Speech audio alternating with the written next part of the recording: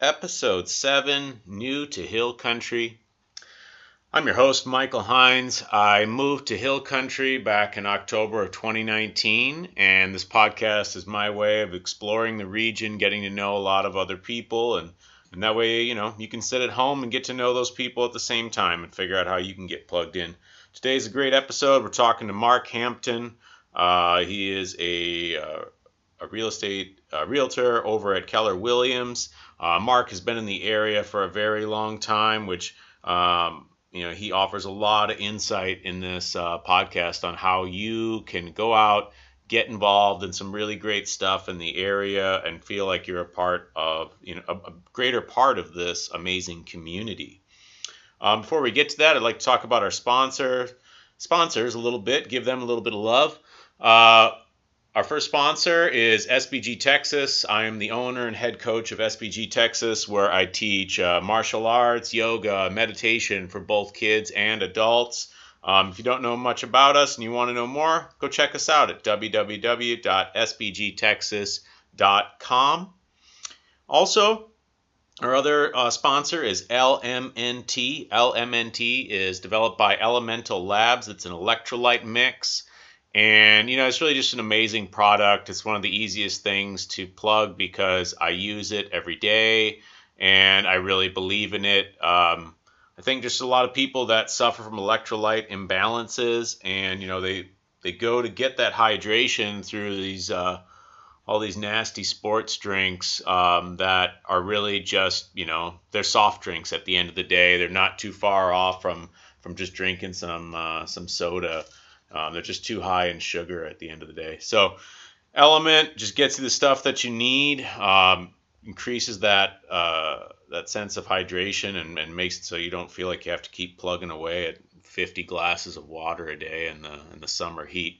Perfect for down in hill country where we know it gets hot. So without further ado, we're going to get into talking with Mark. I hope you enjoy the show. Okay, and we should be live now. So welcome to the show. Today we are going to be talking with Mark Hampton, a real estate agent who's very integral to the operation of the New Braunfels area. He's helped us get our gym set up here. Mark, welcome to the show. Hey, Michael, thanks for having me on. I appreciate it. So, Mark, you and I have talked before, and I know that you've been a resident of this area for a long, long time. Can you talk me through that a little bit? Yeah, well, I'm going to kind of share with you my age when I do that. So, my dad was the coach, and we moved to New Braunfels when I was a little over 3, and that was 1958. So I grew up in New Braunfels since 1958. I went to schools here, public schools here. Graduated from New Braunfels High School. Went to what was Southwest Texas State University. It's now Texas State University, right down the road. And then wasn't quite ready, so I went into the service. Went to the Air Force. Okay. And then after that, I transferred out, went back to college, got my degree. And I worked with my dad, and then left again for about 2 years, and then came back. I've been in New Braunfels ever since. So it's wow. I've been here a while. Okay. And what kind of really brought you back to New Braunfels? Why settle here? You'd been out and you came back. What brought you back, really? Well, I mean, New Braunfels is home, and besides just being the home that you grew up in, but it's real comfortable.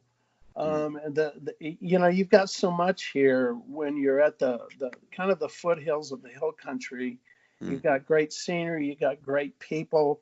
It wasn't too big or isn't too big. It's close to larger cities like San Antonio, Houston. You're within 2.5 hours of the coast. Just the scenery, the settings, the people. It's just a great place to live, work, and play. And you've seen New Braunfels change, I would say, a great deal since you were a child. Can you kind of explain how that went from your perspective? when did things start to change significantly? What were the biggest differences that you noticed? Because Yeah. the population has grown pretty significantly since that time, right? Yeah. I mean, when I graduated from high school, which was like 1973, Mm-hmm. I don't remember what the population was then. I want to say it was somewhere around between probably 16, 17,000, somewhere I in see. there. But, I've been in real estate now for 22 years. So let's go back to when I started in real estate in Mm-hmm. 1998. Mm-hmm. The population in New Braunfels in 2000 was just a little over 32,000 people. Huh. And then fast forward to 2010, it jumped to about 58,000. And then Wow. if you fast forward to now in 2020, the population is right at about 90,000. So we've Wow. gone in 20 years from 32,000 to Mm-hmm. 90,000, and that is that's a big growth. That's a big jump. Sure. Yeah. Sure. Wow. What do you feel accounts for that? Why such a huge leap? Well, I mean, it's a combination of a lot of things. Texas has got an incredible business economic climate that's friendly to businesses. They want people here, and then also New Braunfels itself, such a great place to, like I said earlier, to live, work, and play. I mean, you can live here, you can work here, and certainly you can play here with the two rivers, and then Mm-hmm. the lakes. We've got several lakes Mm-hmm. right here in close proximity to New Braunfels and in New Braunfels. So Mm-hmm. the parks, like Landa Park, is a fantastic park, Mm-hmm. and you've just got a lot of good things going on here in New Braunfels. Sure. Sure. Well, that all makes sense. Hmm. So what do you like to do when you decide like you want to have a good time in New Braunfels? Like what's a night on the town for like Mark Hampton? Like what do you get up to? Well, it's much different now. Mark Sure. Hampton, the father of an 18-year-old daughter, and Mm-hmm. I'm a little bit older than most people that have an 18-year-old daughter. But it's just going out to eat at various restaurants, and you've got some really good restaurants here in New Braunfels. If you start with barbecue with Grand Zines, Mm-hmm. or if you've got Rudy's, or you've got Bill Miller's, Cooper's, Blacks, and those are Mm-hmm. some good barbecue restaurants. And then if Mm-hmm. you wanted a better dining and stuff, or as good or better dining, is like the Wasatch Grill downtown New Mm-hmm. Braunfels, and you've got Krause's, and then upper scale you've got Myron Steakhouse. So you've got McAdoo's is really good. There's so many, I can't name Mm-hmm. them all, but there Sure. are Sure. really some good ones. The Real is another place that's really good. Okay. So and then I can't leave out Mexican restaurants. My goodness, Sure. you got Sure. the Sure. you got the Adobe, you got Dos Rios. Goodness, you've got a whole bunch of them. So I'm probably going to make some people mad by leaving their name out on this, but No, a but I lot know of what it, you mean. There's a lot. There's a lot yeah. out there. And Yeah. you even got Green. How can I Mm-hmm. forget Green? You've got Green Hall, which is Mm-hmm. we have some big name people that entertain and play there, and then you've got some really good restaurants in Green Mm. to go and eat at and just play. So Sure. good stuff. Sure. Yeah. Um, you're a real estate agent. You said you've been a real estate agent for 22 years. Did I get that right? Yep, that's correct. Okay. What drew you into real estate? Well, like I said, I worked for my dad. We used Mm-hmm. to back in the late '70s and into the '80s. We had to manage the tube chute here in New Braunfels, and Mm-hmm. I worked for my dad, and then I went to work in the corporate world and worked for actually the textile plant here in New Mm. Braunfels for 7 years, and Okay. went through kind of a corporate downsizing there, and went Mm. to an Owens Corning plant facility where I was a production manager at the Mm. plant, and then went through another downsizing there. So then I just thought, there's something better for me, and I want to get back to being my own boss. Sure. And so I saw people that were having success in real estate, and I thought, if those people can do it, so can I. And so I Good just attitude. I plugged myself in. I wasn't married at the time. My wife Sharon and I were engaged, and she without her I couldn't have done it, because she's been very supportive.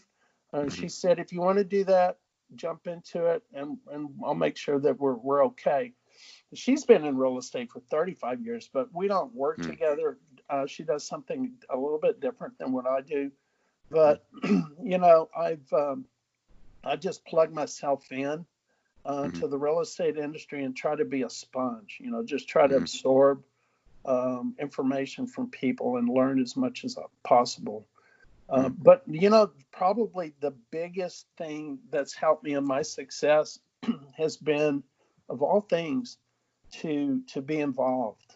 And that covers a whole broad basis of involvement. So I've been very involved with the Realtors Association at the local level, the state level, and even at the national level, and serving on committees and in leadership and stuff. And so for many years, I've served. I was on the executive board with the state association for 4 years, and been just very involved in that. And then that kind of led me into being more. I've been involved in the community. Besides my church, being involved in my church, but being involved with the Chamber of Commerce. So I was fortunate enough to serve on the Chamber board for 8 years, and I was also very fortunate to be chair of the board in 2014. So, you just the reason why you get involved, it's just to kind of give back and to some degree to your profession, to your community. But it's been a great learning tool. I mean, you learn about people, you learn about business, you learn about your community, and then there's a lot of different. There's a couple of different things that I've kind of borrowed from other people in regards to involvement. If you're going to you really need to be involved in your profession and in your community if you want to give your business and your profession a chance to succeed. Because there's a saying that says, if you don't have a seat at the table, then you're likely going to be on the menu. So we're like, yeah, and it's so true, because in the Realtors Association, I've served on several committees and been fortunate enough to chair several of them. We feel like that we want to have a seat at the table. We want to be involved in the conversations that affect our business and our communities.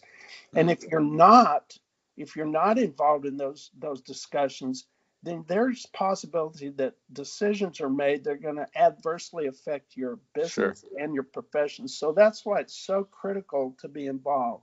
And then, of course, the other thing about involvement, it's there's so many different sayings. You win friends and influence people. So, I've always said it's about it's about involvement and influence and having the opportunity to have a positive impact on what you do and on other people.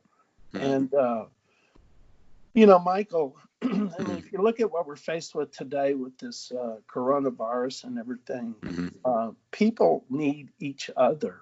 And it's, if you by being involved and helping others, it's such a necessity, and it's so critical. So anyhow, that's agreed. What would you say, like, for someone who's listening to this and they have a business in the area, or even if they don't have a business in the area, what would be some really straightforward, actionable steps to get involved? Like, how do I get a seat at the table, basically? Well, obviously the New Braunfels, the Greater New Braunfels Chamber of Commerce is a really good platform, I think, to meet a lot of people. Right now, with all the restrictions that are in place here at the end of April, beginning of May, It's a little bit different, but Mm-hmm. but when things are back to normal, there's a lot of functions, a lot of opportunities to meet people. Mm-hmm. They have a ton of committees. I say a ton. I want to say there's about somewhere between 14 and 18 committees that they Okay. have that you can serve on. It gives you an Mm-hmm. opportunity to be involved. It gives you an opportunity to meet people, and Mm-hmm. so that's a good foothold for me. My faith in God Mm-hmm. and Sure. Jesus Christ. Mm-hmm. My church is a critical cornerstone. It's the foundation of me and my Mm-hmm. family. I don't use my church as an opportunity to do business. That's not what I do. I don't do that. But by being there, being by getting nutrition from church, if you would, Mm-hmm. Mm-hmm. uh, spiritual nutrition, um, it certainly has been a huge benefit to me and my family, and that Sure. goes into everything that we do. And I so understand. you meet lots of people there, Mm-hmm. because, like I say, people need people. Um, Sure. but Sure. and then, of course, there's other organizations in New Braunfels. There's so many. New Braunfels is a great community for involvement. You've got Mm-hmm. charitable organizations that you can get involved in. As an Mm-hmm. example, like Steve's Pantry Mm-hmm. is a really good organization that helps feed the homeless. Mm-hmm. It provides them with the facility to wash their clothes and take a shower. I Um, see. so they need volunteers, and they need funds, and they need food and clothing. So I see. there's a good example. Uh-huh. That's And great. there's a lot of others like that too. Hmm. Cool. Cool. And like, if I wanted to go volunteer at Steve's Pantry, is Uh, it pretty much just on a walk-in basis? A person can just walk in and ask how they can be of service, and people will plug you yeah, right in? I think right now, walking in, you can certainly Oh, try to sure. do that. Sure, sure. But Yeah, yeah. yeah, but they're based out of over off of the Green Methodist Church, which is Okay. over off of kind of Common Street, Mm-hmm. 306 area right over there. Mm-hmm. They've got a site over there. I see. Yeah, it's kind of around the corner from my church. I go to Cross Lutheran Church and School, uh, Okay. which is where I go to church. So I see. anyway, so Oh, great, great. Okay, cool. No, it's great to help people have some sort of actionable step of what they can do. And yeah, one of the things we look to do at my gym as well is to have some community outreach and stuff. And as we establish ourselves, we're hoping to have more systematic ways to get our gym members involved and things like that. So we're always looking for more stuff like that. well, Uh, Michael, right around the corner from your gym is also the New Braunfels Food Bank, right. and so those folks are always looking for volunteers too. So, and it's great for they. I think they have opportunities for youth to Hmm. to be plugged in over there. So Fantastic. yeah, that's right around the corner from your gym. Right, right. Yeah, I drive by it all the time. I wasn't really sure how easy or hard it would be to just pop in there, but yeah, we will be giving that a go at some point. Uh So, huh. hmm. So, tell me a little bit more about, like, if I'm looking to rent a space, lease a space, or buy a space here in New Braunfels. Like, what's my best first step? Uh, First step is to. I'm going to be biased here. You should really contact a good commercial realtor. Okay. And then Really, and there's a difference between a real estate agent and a realtor. okay. A realtor is a member of the National Association of Realtors, and they adhere to a strict code of ethics. Okay. Not that real estate agents that aren't realtors don't do that, Hmm. but there now I just there's a I mean I take it seriously, and I know Hmm. so do a lot of other colleagues that are, Hmm. whether with my company or our company or with another company.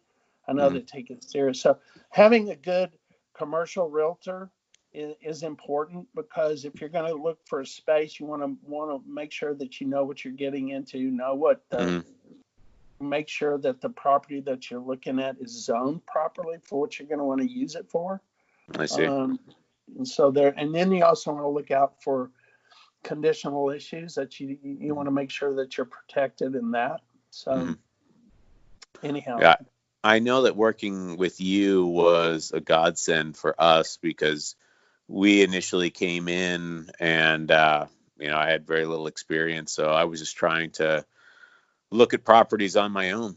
And that was really overwhelming, really fast. And more so once I started talking to the counterparties on my own, and they were hitting me with information that I didn't know what they were talking about, and they were kind of, and you and I won't name any names, but that we know from our experience, like there was a one in particular that was basically just trying to basically fast talk me into a negotiation and put me in a very precarious situation. And luckily, we got a hold of you and we were able to actually kind of parse out even what he was talking about, really, because a lot of the stuff was just, I know how to run a gym, but it doesn't necessarily mean I know the particulars of a real estate contract, and they're the devil's in the details, as they say. So it was good to have somebody fighting in my corner. Yeah, it's I know the situation that you're referring to. So it's and we won't name names and stuff, but so I fortunately in that situation I had some personal experience and knowledge with and I said we probably want to avoid that area and that company and stuff. But anyway, it's the other thing is that like I mentioned, conditional issues, having some experience and knowledge as far as like your HVAC systems and plumbing and electrical and all of that. And if you're not careful, you can get committed into something that's really going to be, kind of financial or a huge financial burden for you. So I think in your case, we did our homework and protected ourselves pretty well. Sure. I think we did a really good job of that. And I think the contract that we have set up was really helpful, especially given what happened with Corona and things like that. Even though we didn't plan it with that in mind, we ended up in a very good situation as a result. I agree. I think when you say it's a godsend, I think in many, many ways it was for both of us, because we pressed for some special things in your particular lease, and that's worked out it's been a protection for us, really. Sure.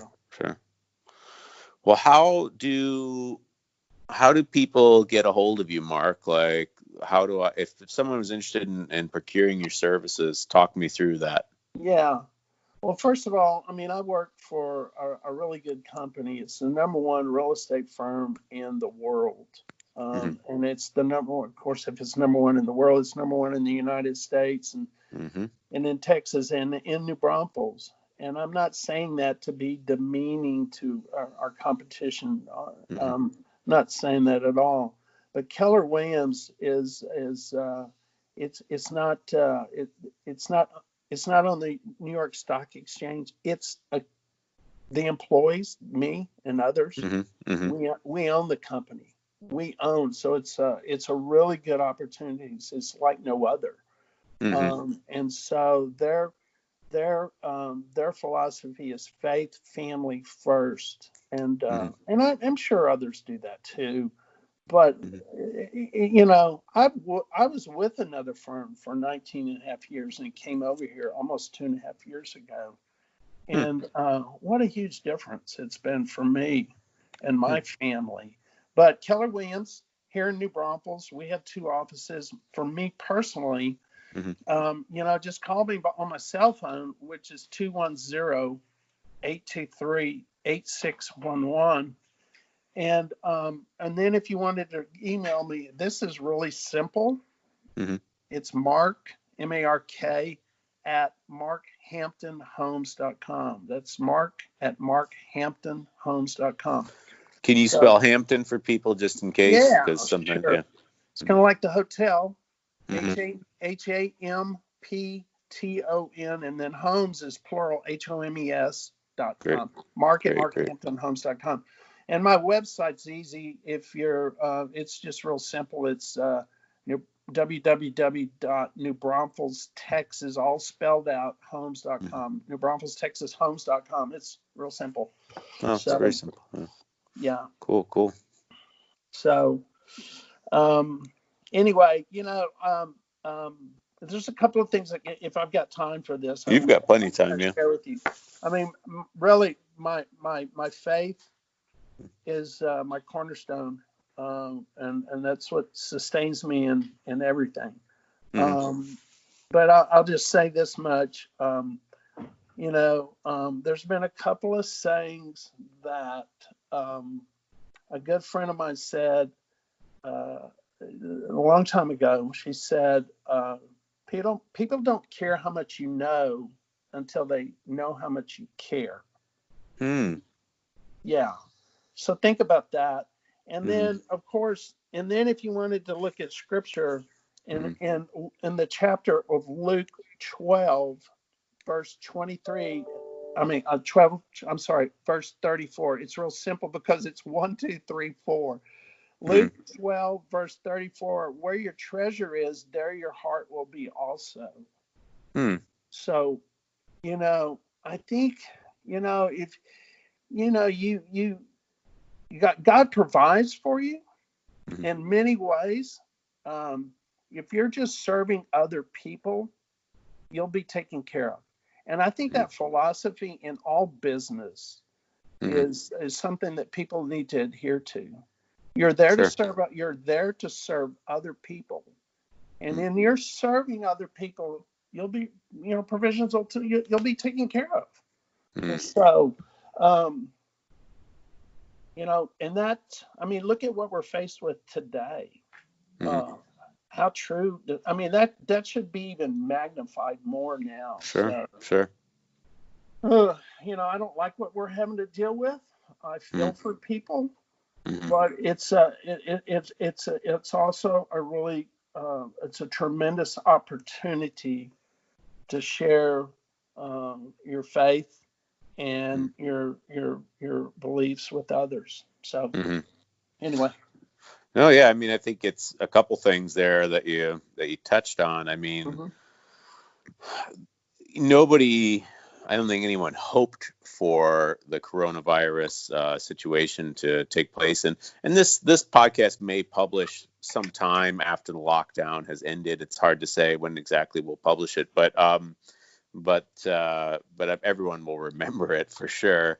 And I think, at the end of the day, we get certain situations put in front of us, and it's really up to us at the end of the day whether we construct them as opportunities, or we take them as, oh, this is this setback, and there's, we don't, and that's really just a matter of perspective. And it's simple to say, I suppose, but I really believe in that kind of thing of just, your perspective dictates outcomes. And you see a lot of people who just, with the same hardship, one person turns that into, like $1 million franchise or something like that. The same hardship, somebody else, that becomes depression and alcoholism or something. So, your perspective going, and I'm not trying to say that people made the wrong choices or anything, but just always trying to take that perspective that whatever situation arises, this is you can either try to find the opportunity in it, or you can kind of just let it overwhelm you. And I think it is important to take that perspective of what is the opportunity. And for you, you're saying this is your opportunity to share your faith, the thing that you care about the most, with other people. And I think that's awesome. Yeah. The other thing I wanted to touch on that I liked what you said was the sharing aspect of business, that you're there to give service to people. And just as you know about me, I was a professor for the last decade or so. And this is me transitioning into business. And I tended to take a pretty when you're a professor, you kind of have an aloof sort of attitude towards business, because as a professor, you have to be, above all of that. That's the goal, sort of. And I don't know, the deeper I go into business, though, a lot of people have that attitude of like, oh, good business practices, and they hear something kind of slimy. They hear something kind of like how to take advantage of people. But just my genuine opinion is the deeper I explore really sound business systems that are going to be consistent profit in terms of profit generation over time, not like short run type of stuff, but just consistent over time. And it's always about providing greater value to people. Right. At the end of the day, if you break it down, sometimes it sounds very strategic, but if you start reading between the lines and you're sharp enough to see it, generally what you see coming out is just a better apprehension of what people want and a better apprehension of how to deliver that to people. Right. And that's good business at the end of the day. So people get that kind of like, oh, business, they hear the word business and they hear something really negative. And some businesses have definitely earned that. But I think really good business comes from how much value are you able to give to people, and are you giving them the value that they want? So Right. I don't know. That is so true. When I've had the opportunity to go around different parts of the state and talk to other realtors associations, and one of the things I tell the agents, I go, hey, this business is a service-oriented business. Mm-hmm. You're providing service to your customers. You're even providing service to the public in general, and even people maybe that you don't represent, but you're providing a service. It's not about you. It's about them and the community in which you live in. And so, the golden rule, you treat others the way you would like to be treated. I mean, how can you go wrong if that's your cornerstone of how you conduct your business and what your business is about? If you're treating others the way you would like to be treated, I don't think you can miss. I agree. I totally agree. Yeah. So I've got an 18-year-old daughter, Aubrey Ann. She's our only child, and we sent her to Cross Lutheran school, which is a private Christian school where we go to church. And she started at the age of pre-K 3, so 3. Oh wow! Went all the way through 8th grade, which is as far as they go. And that was a great. Boy, it was fantastic. It just. Man, if parents have the opportunity to send their kids to a church school, that would be one that I would recommend. Okay. Because it's what they gain in value there will stay with them the rest of their life. I mean, you talk about this coronavirus thing. My daughter is a senior in high school, and she has a lot of reason to be moaning and complaining because she's worked extremely hard. And done very well with her academics, and the recognition that she so deserves is just kind of going by the wayside here. One of this, yeah, I know. That's horrible. So, yeah. So fortunately for her, she about a year ago, she started a part-time job at HEB. So she's for over a year now. She's been a cashier at HEB, and that she's got a lot of pride in that. And I'm very proud of her for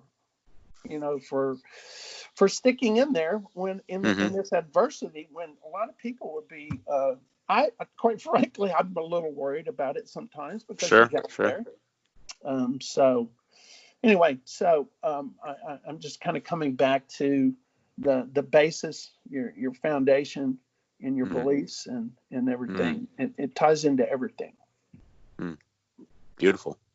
Yeah. Well, Mark, it's been great having you here on the show. And is there anything more that you'd like to share with people, or we're kind of feel like we're winding down here? No, I feel like I've talked way too much. No. And I mean, it's a podcast. People have to talk. Like someone's got to be talking, right? So that's what people tune in for, is to listen to someone else have a conversation with them. So I'm gonna I will share this with you real quick. Sure. You know, when I was chair of the board, I got to pick kind of the theme for the year, and everything. And so when I was chair of the board in 2014, it was teamwork today determines success tomorrow. Nice. And then the following year was a good friend of mine, Joe Costilleja, and his theme was New Braunfels, a great place to live, work, and play. Mm-hmm. So I've kind of shared all of that stuff with you. Sure, But it's, sure. it's so true. No, I feel that. Yeah. So if you don't live in New Braunfels, then shame on you. But it's a fantastic place, and it's a great people here. So I agree. Well, thank you, Mark, for everything. We really appreciate hearing from you, and maybe we'll have you back on the podcast again some other day. So yeah, good deal. Thanks for having me. I really enjoyed it, and I appreciate it. All right. Well, take care, Mark. All right. Okay.